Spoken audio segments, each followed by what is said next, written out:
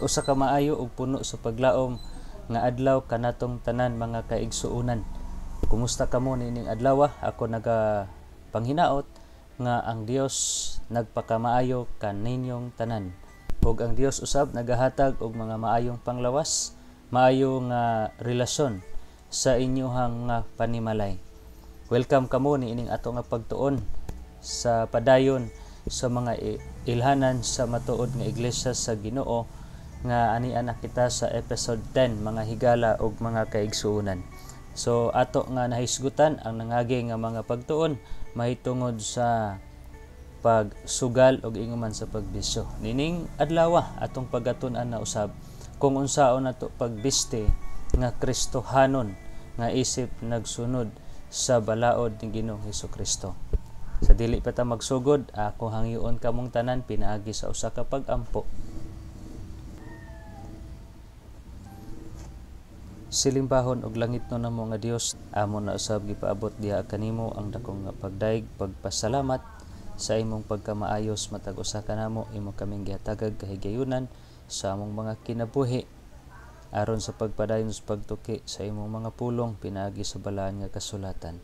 Nining adlaw Amahan, kami nagapangayo sa imong nga giya na samtang magatuon na usab kami sa imong mga pulong, ablihi ang among mga hunahuna ug kasing-kasing sa pagdawat nining mga mensahe ug labaw sa tanan amo kining masabtan ug mahangpan namo Ginoo ang mga mensahe nga buot nimong ipaabot sa matag usa ka namo. Panalangin ni ang tanan nga mga kaigsuonan karon nga sa ilang nahimutangan ikaw magahatag kanila Ginoo mga maayong panglawas, ingon man usab kadagaya sa grasya nga dili usab sila mobati sa ilang mga panginahanglan sa matag adlaw.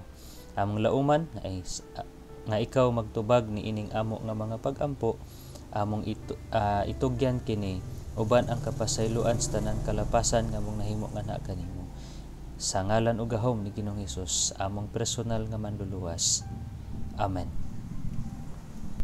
Okay, so welcome kamong tanan mga kaigsuonan sa ato nga pagtuon ni ining adlaw mahitungod sa pagbiste nga Kristohanon. Sa atong nangagi nga pagtuon ato nga gihisgutan ang mahitungod sa pagdili, pagsugal man pag-apil sa ubang mga bisyo. Kana higala og mga kaigsuonan usa na siya sa pagpakita nga kita nagasunod nagkinabuhi sulod sa tinuod nga iglesia sa Ginoo. Kay akong usbon tungod sa sugal ug bisyo mahimo nga magkaproblemado ang ato nga pagpangalaga diha sa Ginoo. Problema ang ato nga relasyon sulod sa panimalay, labaw sa tanan problema ang ato nga espirituhanon nga kinabuhi nga mao ang pagkigrelasyon sa ato nga Ginoo. So nining adlaw ato nga tun-an kining pagbiste nga Kristohanon. So pinaagi sa pagpamiste, maila nato ang status sa pagpanginabuhi sa tao. Maila kung unsa ang iya nga profesyon. So in like manner, ang pagkakristohanon makita usab sa pagpamiste. So kini nga biste nga gihisgutan nga biste nga Kristohanon, dili ni siya literal nga biste, kundili kini symbolic ngadto sa pagkinaiya nga Kristohanon. In other words, pagkinaiya sunod sa kinaiya ni Ginoong Hesukristo. So ang pangutana karon, diin man gikan ang kining term nga Kristohanon. So ato kining tun-an, kining term nga Kristohanon, una kini nga gihatag ngadto sa mga apostoles ni Ginoong Hesukristo sa dihang nagwali sila sa maayong balita, ginamit ang ngalan ni Ginoong Hesukristo. Dito kini nila gihimo sa lugar sa Antioquia. Dito ang pagsugod sa pagtawag sa mga sumusunod ni Kristo nga Kristohanon, kay sa unsa man paagi nga ginatawag ban sila nga Kristohanon. Tungod kay sa ila nga pagpangwali, ilaha nga gigamit ang ngalan ni Ginoong Hesukristo. Busa ang tinuod nga iglesia nga tinukod ni Kristo mao katong iglesia nga nagwali sa ngalan ni Ginoong Hesukristo og nagsunod sa tanang balaod sumala sa iyang nabatasan nga gitudlo diha sa balaan nga kasulatan. Dili lang kadtong igo lang sa pag-angkon, apan ang batasan wala mahisubay sa ilahang giangkon nga pagtutukod. Og ang gisunod hinuon nila kundili ang kalagdaan lamang nga ginahimo o ginatukod lang sa usa ka tawo. mao kini ang ilhanan sa nagakahinapos sa kalibutan ug makita nato kini sumala sa kinaiya sa mga katawhan. Dili nato kini ikakahibulong kung adunay mga katawhan karon nga sulusama o adunay mga kinaiyan ini nga nahimo nga nagmasinupakon sukwahi ug taliwas ang kinaiya sa kang Ginoong Hesus Kristo. Ang kinaiya sa mga katawhan nga tinukod sa Ginoo dili makita lamang sa karatula sa iglesia. Dili makita sa ngalan sa iglesia. Dili makita pinaagi lamang sa pagsulti nga ikaw sumusunod ni Kristo. Kundili makita kini sa ato nga mga binuhatan. Makita kini sa ato nga kinaiya. Karon atong tan-awon kung unsay kinaiya sa mga tawo sa nagakahinapos nga panahon sa kalibutan. So, ang tubag mga kaigsuunan atong makita diha sa ikaduhang Timoteo 3:1 ngadto sa 5 diin gisamari dinhi ang mga kinaiya sa mga katawhan niining nagakahinapos nga kalibutan. Nag-ingon dinhi, apan sabta kini nga unya sa kaulahiang mga adlaw managpangabot ang mga panahon nga malisod. Atong nakita na karon ang kalibutan nagakalisod na gyud. Kay ang mga tawo unya magamahigugmaon sa ilang kaugalingon, mga hinapi, tigpagawal, hambugiro, tampalasan, masukihon sa mga ginikanan, walay igabalos, dili Diosnon, walay pagbati sa paghigugma, dili malukmay, tigbutang-butang, mapatuyangon, mabangis, dili mahigugmaon sa maayo, mabudhion, madali-dalion, tigpaburot, nga nagahigugma sa makalipay inay sa Dios unta hinuon, nga nagabaton sa dagway sa tinuuhan apan nagapanghimakak sa gahom niini. Likayi kining maong mga tawhana. So mao kini ang kinaiya sa mga katawhan sa nagakahinapos sa kalibutan o nagakahinapos nga panahon sa kalibutan. Kung atong tan-awon adunay 19 ka mga kinaiya o taras sa mga tao nga atong makita sa nagakahinapos nga kalibutan. In spite sa mga katawhan nga naghimog maayo, mas daghan pod ang mga katawhan nga dili gyud malipay sa paghimo og maayo nga mga butang. Unya ningon pod diri mga mabangis, unya mabudhion, madali-dalion, tigpaburot o nagahigugma sa kalipayan inay sa Dios unta hinuon. Kung imong tan-awon mga kaigsuunan, ang mga katawhan karon mas malipay sila sa paghimo maghimo sa kalipayan. Mas higugmaon nila ang paghimo sa kalipayan. Maabitaw atong nahisgutan sa nangagi nga pagtuon nga kasagaran sa mga katawhan karon naghigugma niini nga kalibutan. Sa unsa-man nga mga kalipayan nga naa nini nga kalibutan pinaagi sa pagsugal.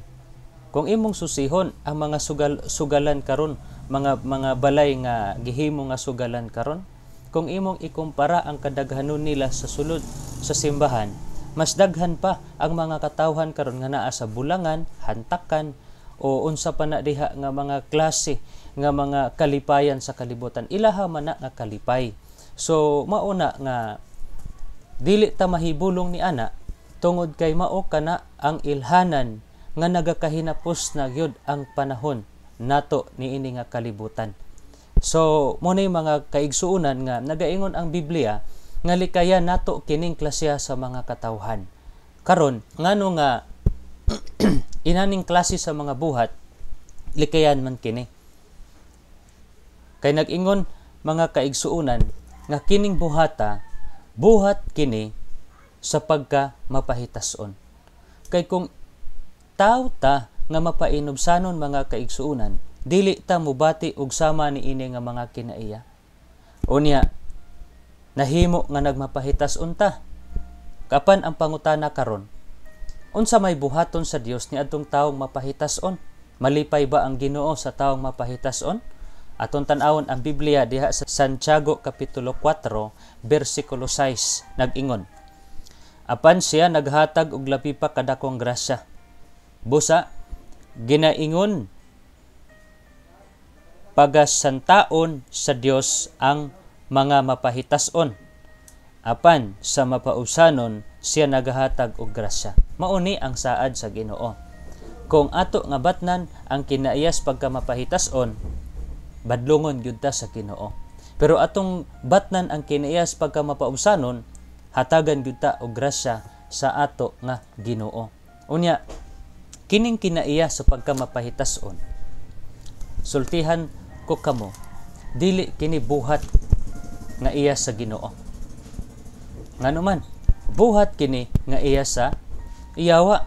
Apan karon, unsa man ang gigamit karon sa yawa nga instrumento nga ang tao mahimo nga magmapahitason sa iya nga kaugalingon. Tanawa ni ay mga tambag diri sa Biblia o gitudlo sa Biblia nga gigamit nga instrumento sa yawa aron mahimo nga magmapahitason ang tao. Atong tan-awon diha sa Isaias kapitulo 3 versikulo 16 ngadto sa 23. Atong tan-awon diri kung unsa ang mga gigamit nga mga instrumento sa yawa aron ang usa ka tawo mahimo nga magmapahitason sa iya nga kaugalingon.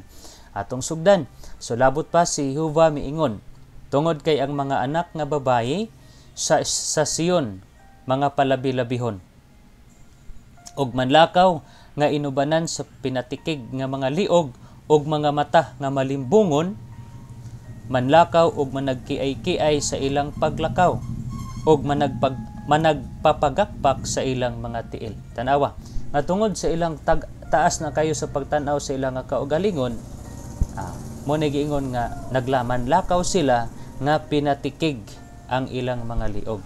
Muna nga usahay ang ilang nga pagtanaw sa ilang nga kaugalingon taas na. Unya, dili na sila mulingi sa mga katawhan nga tan-aw nila ubos lang sa ilang nga kaugalingon. Sunod, padayon, tungod niini, pagapanitan sa Ginoo ang alimpulos sa ulo sa mga anak nga babayi sa Sion, ug hubuan ni Jehova ang ilang mga tinago nga mga dapit. So, mga kaigsuunan sa ato nang natun-an, nga badlongon gyud sa Ginoo ang mapahitason. Kung kita nagpadayon sa pagpasigarbo sa ato nga kaugalingon, ang giingon sa Ginoo nga panitan ang alimpulos sa ulo sa mga anak nga babayi sa Sion, ug hubuan ni Jehova ang ilang mga tinago nga mga dapit. Unya, ni padayon ta, niadtong adlaw pagakuhaon sa Ginoo ang katahom sa bukala sa ilang mga tiil, ug ang mga pandong ug ang pikas nga mga bulan-bulan, ang mga ariyos ug ang pulsiras ug ang mga bufanda o mga kaigsuunan. Gitudloan kita sa Biblia. Usa nga gigamit ni Satanas o sayawa aron magmapahitason ang tao, magmapasigarbuhon ang tao, ang iyang gigamit nga mga instrumento mao kini: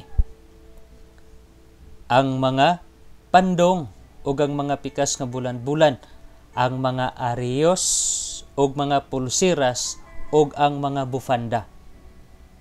Kani mga kaigsuunan, mao ni gihimo sa yawa nga ang tao nahimo na nga magmapasigarbuhon. Unya, ang mga kalo nga panapton ug ang mga ligas ug ang mga laso sa ulo ug ang mga kahon-kahon sa pahumot ug ang anting-anting.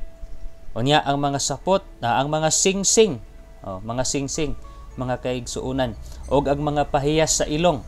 Kay di manggod matagbaw kaning gitawag og arios. Kay nahurot na magbuslot ang dunggan, apilan na ang dila, apilan ang wait, unya apilan pud ang ilong, apilan pud ang kilay. Dunay tao nga nag-ingon nga too much decoration spoil the position. So nasubraan sa pag-adorno sa dagway, nasubraan na hinuon. Okay, atong padayonon ang mga sapot nga igasusulob alang sa mga fiesta ug mga mantilitas ug mga panyulon ug mga puntil, ang mga salamin ug ang mga fino nga lino ug ang mga turbante ug ang mga velo.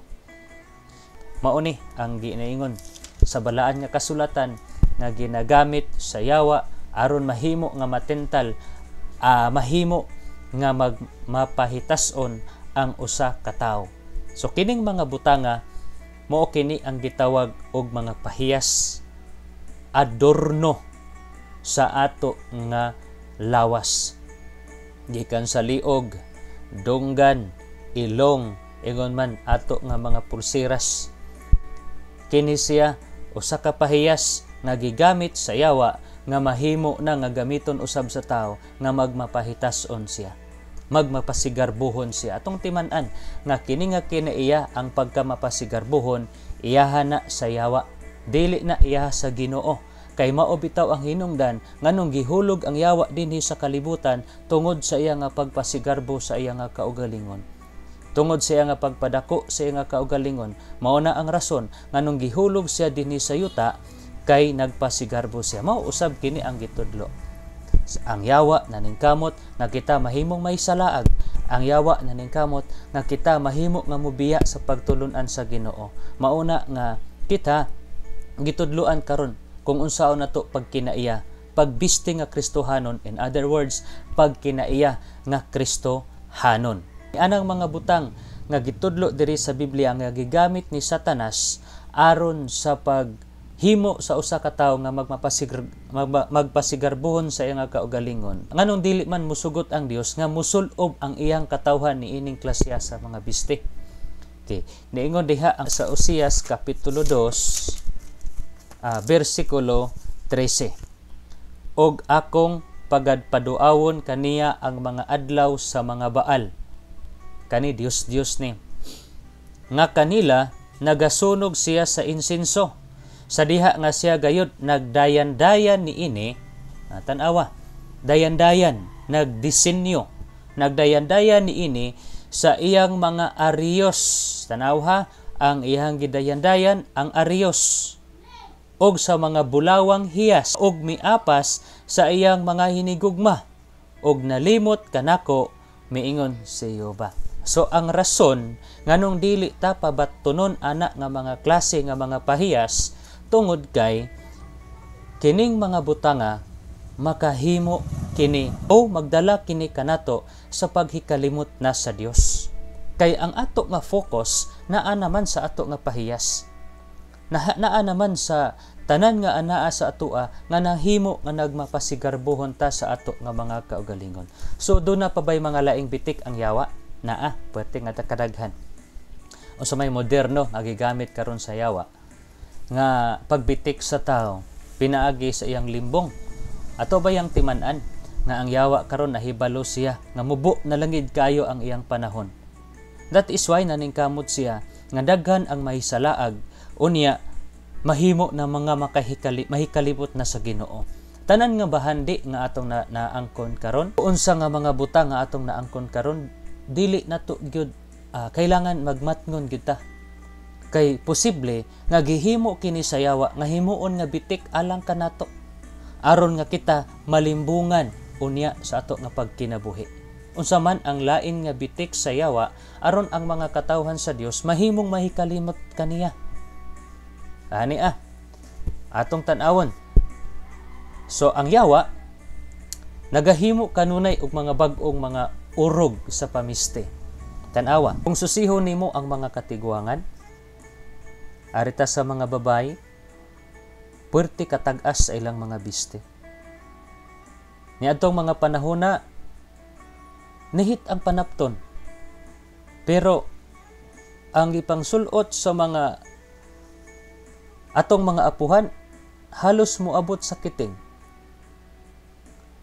Unya karon sa atong moderno nga kapanahunan karon nagkadaghan ang panapton, nagkadaghan ang kwarta nga inog palit. Kay kung imong tan-awon ang pagbiste nga pareha sa kanang gipangsuot karon sa mga batan-on, wala gyud na siya mahisubay. Kay ngano usa gyud na siya nga makadala sa pagpakasala sa tao. Dili man sila makasala sa ilang nga panghuna-una, pero diha sa atubangan sa Ginoo sala gyud na mga kaigsuon. So atong balikon unsa pa man ang laing bitik nga gihimo sa yawa karon nga mahimo nga malimbungan kita sa ato nga mga kaugalingon.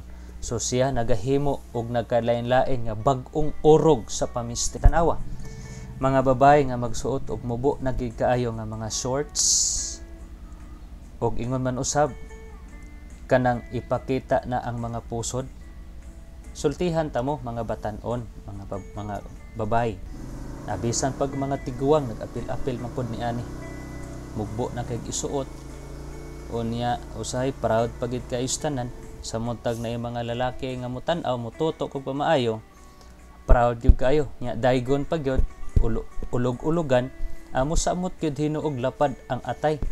Muna nga tungod kay naay nagdaig, magpadayon halos maghuba na lang kay feeling nila naganahan ang tao. So mga nanay, mga lula, ayaw mo pag tuo nga naganahan ang tao. Gipangluod na sa inyo nagtan-aw niya ng inyong sinutan. Ay dili ta magsuon-suon aning sinulutan sa mga bag-o tubo karon. No?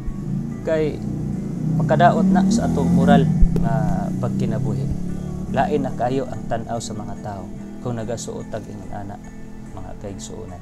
So kita nagsunod sa urog nini nga kalibutan sa pagpamiste kung unsa itong nakita sa ato nga mga idol nga mga artista baka diha ug unsa mga advertisement katong nakita sa social media, mga designs sa mga sinina nga ato ginusuot.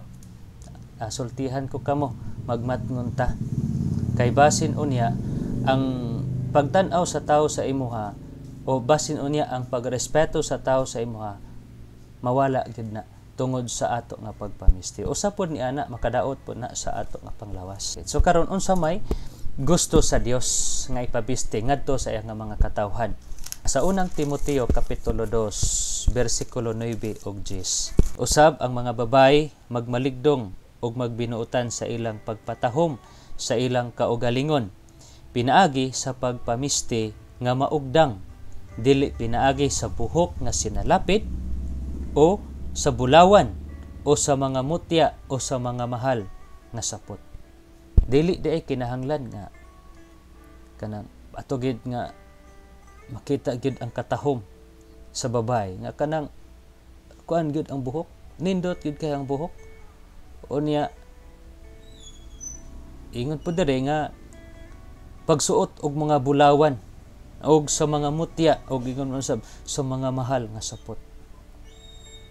Sa 10 unsa man di ay ang buot ipaabot sa Ginoo sa pagpiste nga Kristohanon. Ningon ang Ginoo, kundili pinaagi sa mga maayong buhat. Buot ipasabot sa pagbiste nga Kristohanon makita nato ang kinaiya, ang pagbuhat sa mga maayong buhat. Diha nato makita ang kagwapa o kagwapo sa mga Kristohanon kung siya adunay kasing-kasing sa paghimo sa maayong mga buhat. Ingon diri, ingon nga may angay sa mga babaeng nagpadayag sa pagka-Diosnon. Dili lang kay babae lang mga kaigsuonan, mga lalaki ug mga babae.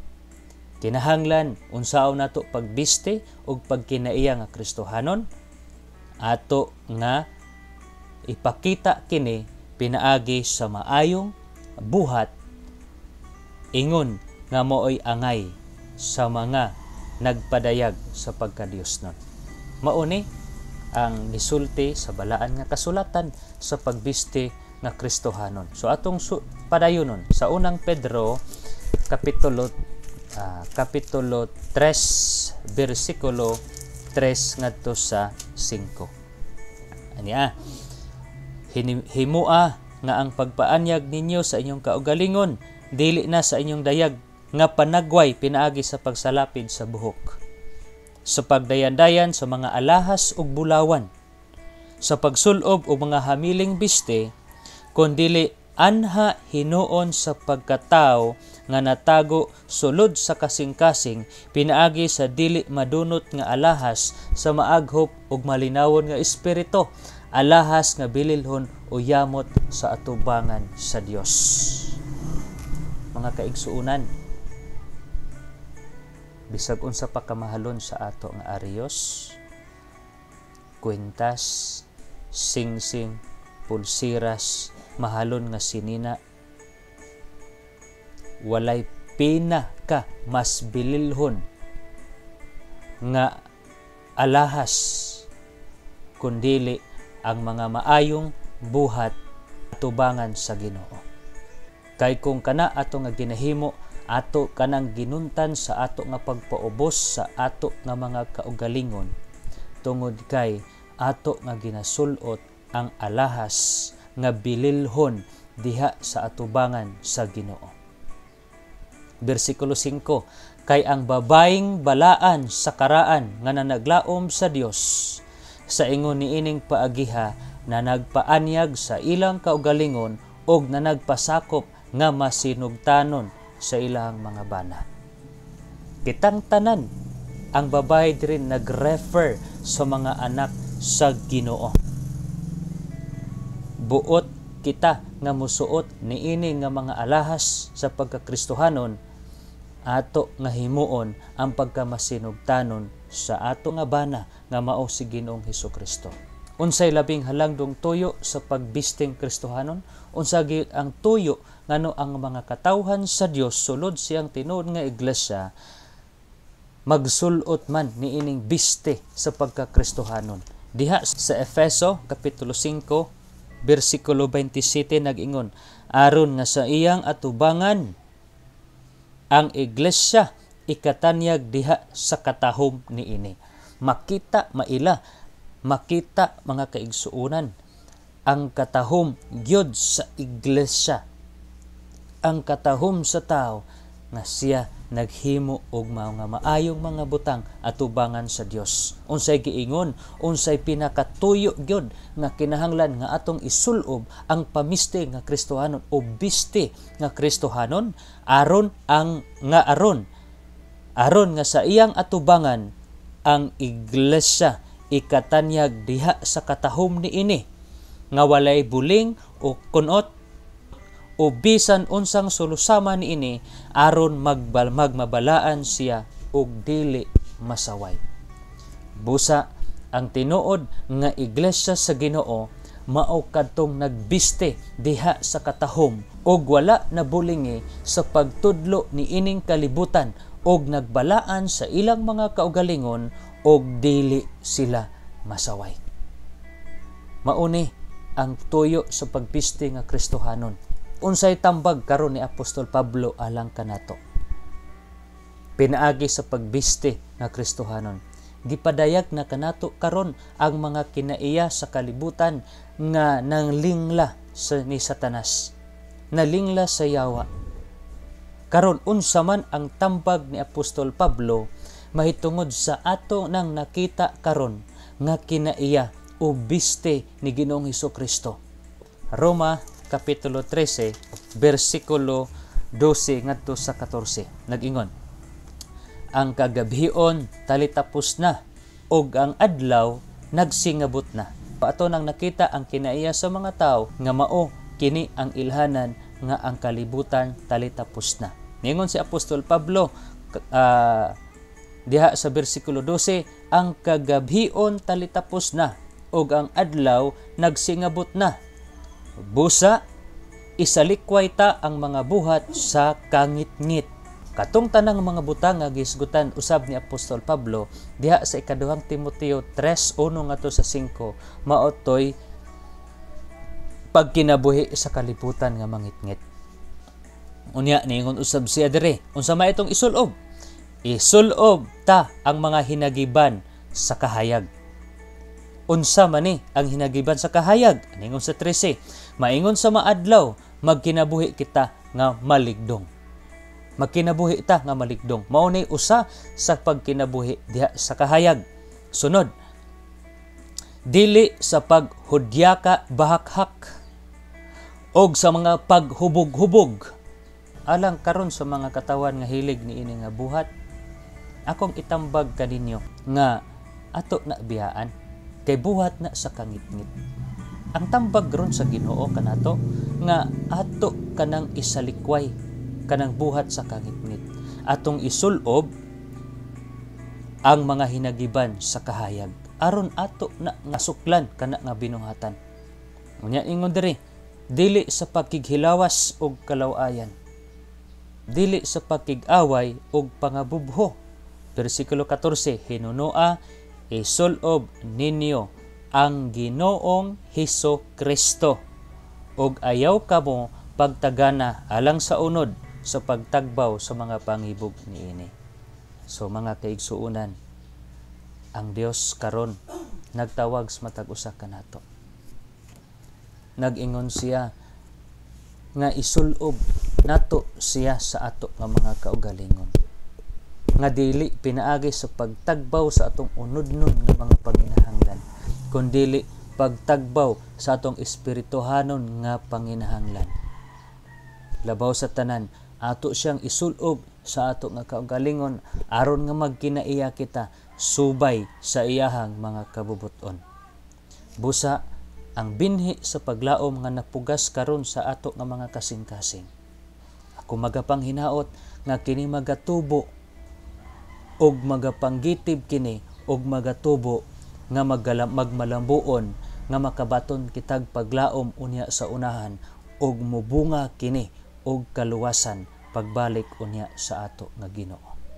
Akong usbon, ang pagbiste nga Kristohanon kini nahiuyon diha sa kinaiya ug nabatasan ni Ginoong Hesukristo, nga pinaagi usab kang Ginoong Hesukristo maoy modala kanato ngadto sa kinabuhing walay katapusan. Modala kanato sa paghimo pinaagi sa atong pagbuhat og mga maayo nga mga butang, nga diin makita kini ang biste ni Ginoong Hesukristo sa mga katawhan libot kanato ug mao kini dalhon unya sa paghukom pag-abot unya sa katapusan. Walay lain nga makadala kanato ngadto sa Amahan, walay lain nga makahatag kanatong kamatuoran kundi si Ginoong Hesukristo lamang.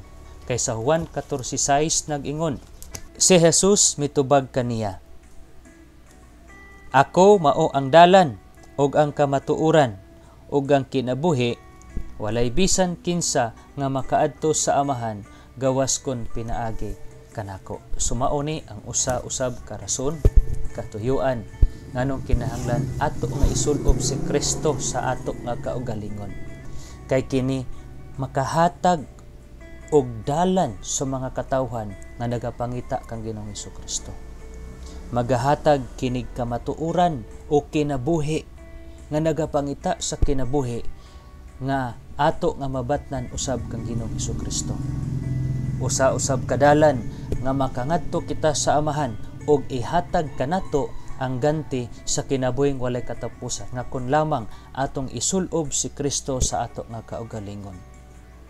Dili lang kutob ta sa pag-angkon nga kita tinukod ni Kristo, apan ato nga kinabuhian kung unsa ang kinabuhi ni Ginoong Hesukristo.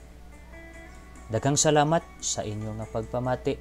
Ug ako nagalaom nga kining atong pagtuon nakabaton kinig paglaom sa matag usa kanato. Magampo ta alang sa pagtapos. Langit no namo nga Dios, amo ikaw gipasalamatan sa imo nga paghatag kanamo og kalampusan niining imo nga pagtuon ining adlaw.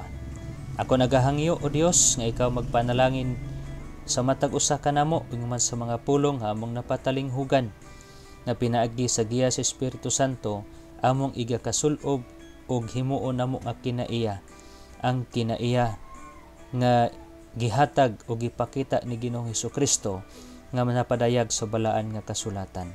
Aron pinaagi ni ana o Dios, mahimo nga dili namo malimbungan ang amo nga mga kaugalingon ug magkinabuhi kami nunot og uyon gayud sa imong mga kabubuton, ug aron sa pinaagi ni ana o Dios, among maangkon ang kahingpit ug pagkambalaan diha sa imong atubangan.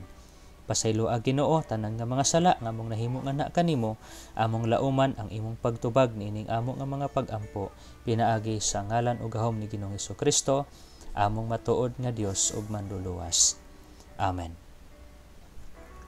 Okay, so daghang salamat mga kaigsuunan sa inyong nga pagsunod. Kung ang hinaot nga sa makanunayon o sa sunod nga higayon, magkita na usab kita. Ako mag-ingon kaninyo nga ang Dios magpanalangin kanatong tanan, amping mga kaigsuunan ug mga kahigalaan.